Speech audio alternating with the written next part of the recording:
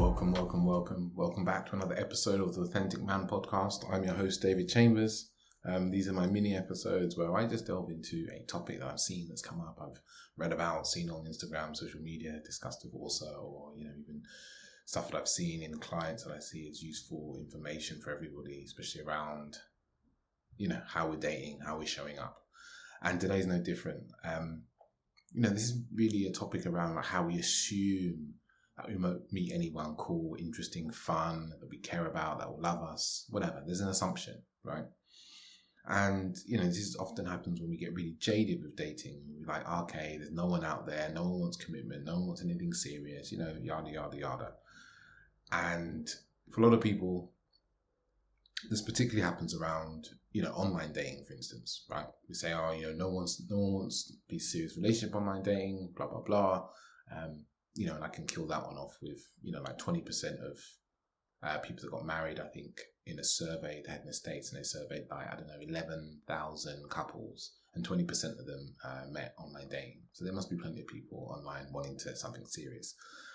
But that's by the by. So what happens when we get jaded with dating is that we have a few bad experiences, and then we decide that is how it is, right? We have an experience, maybe we go on some dates, we get what we perceive as rejected, or we go on some dates and we go to some dating meetups, or we go to some bars and no one's really that into talking to us, or, we try and talk to some people and we perceive that they're not interested. And then from that bit of information, we make a very sweeping decision that dating isn't worth it. There's no point. No one's out there, no one wants to date, no one wants anything serious.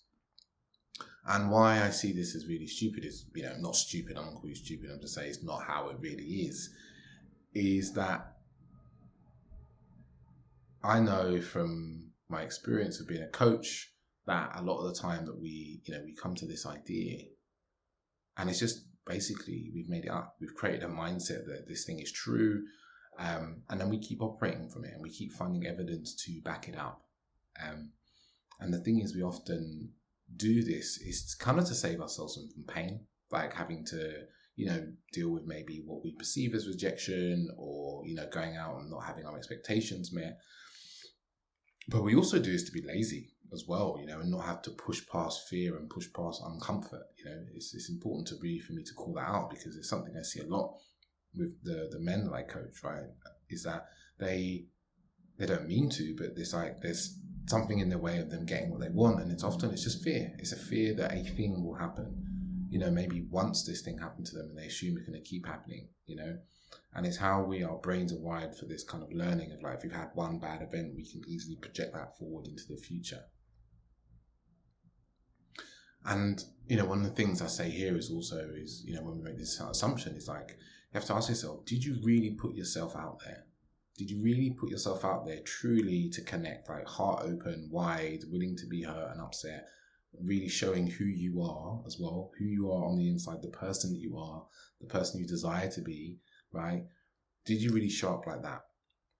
Or were you trying to find people by kind of like, dipping your toe and, just trying to show a little bit of who you are so you didn't have to open up too much, that sort of thing. And I see a lot of the second, right? But I also see a lot of another thing that comes in is this judgmentalness of other people.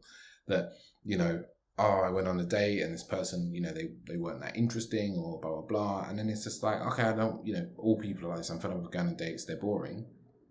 And it's really just a judgment we're making. We're making sweeping judgments based on very small bits of information, Like I've went on in my life, if I'm honest, I went on hundreds of dates. I probably went on over 100 first dates in my life. And I definitely had a few that were pretty terrible. And I definitely had a few where I was rejected, when they didn't want to talk to me again and so forth. But I kept putting myself out there. I kept asking, we were out on dates. I kept pushing, and until I met my wonderful partner also. And it's like, I was willing to put myself out there to find the thing that I really wanted, because that thing I wanted was a beautiful relationship. I felt understood and seen, was really meaningful to me, right? And you have to ask yourself, would you rather just be comfortable in your maybe feeling lonely, or even if you don't feel particularly lonely? I know it's not always the case with people. Or would you rather go for the thing you really, really want, right? The relationship you want, and put yourself out there. And maybe it'll take getting some guidance. Maybe it'll take going to get some therapy. Maybe it'll take going to get some coaching so that you're ready to take the action that you want. Because ultimately, it's important to admit to yourself what you really want, but also to admit to yourself that the truth is that it's that a person that matches that, a person that can, join you in that sort of relationship exists in the world. You just have to make the effort to put yourself out there, say what you want, say what you need, until you meet someone or you create someone where they share similar needs, or, and so forth, right? But it won't happen if you're not going out there, if you're not putting yourself out there to meet people. It just won't happen. It doesn't, no one's going to break into your house and want to date you and try and marry you. You have to be willing to put yourself out in the world. And I know it can be painful, and we have to deal with our inner voices, our inner critics, maybe telling us that we're not good enough or no one wants us. But ultimately, that inner critic, that inner voice isn't who you are. That voice, those thoughts are not true. They're just thoughts that drift through your mind, And when we stop relating to them as the truth, as gospel, as, written in the Bible, right? We can start to release ourselves from the shackles of like really not reenacting. When we can stop kind of interacting with them as they're true and just believing them. Instead of just going, you're just some thoughts, I can just move on and I can go for what I really want. Because ultimately, no one else is going to make this happen for you other than you.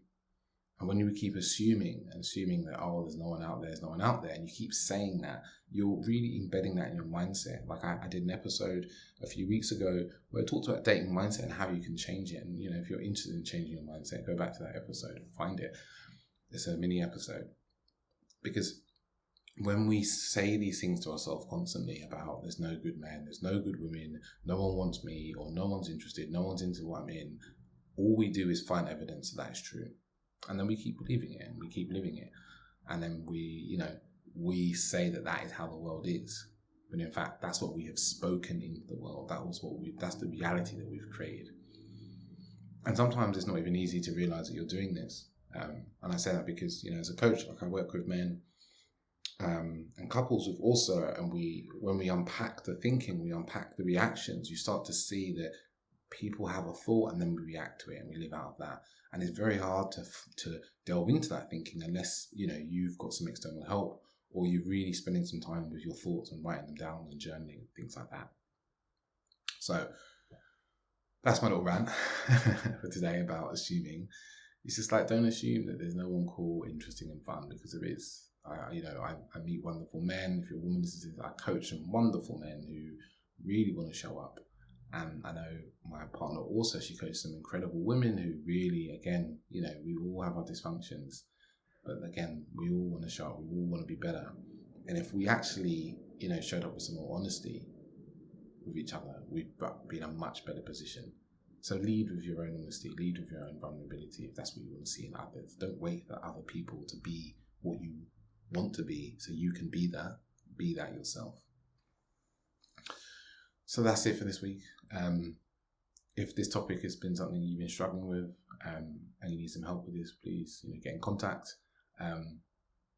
Obviously, I have a coaching program. I also have an 8-week program for men coming up around masculinity, intimacy, and relationships. That'll be in June and July. If that's something you're interested in, please get in contact and we can have a chat and see if you're, it's the right fit for you, so something that is good for you.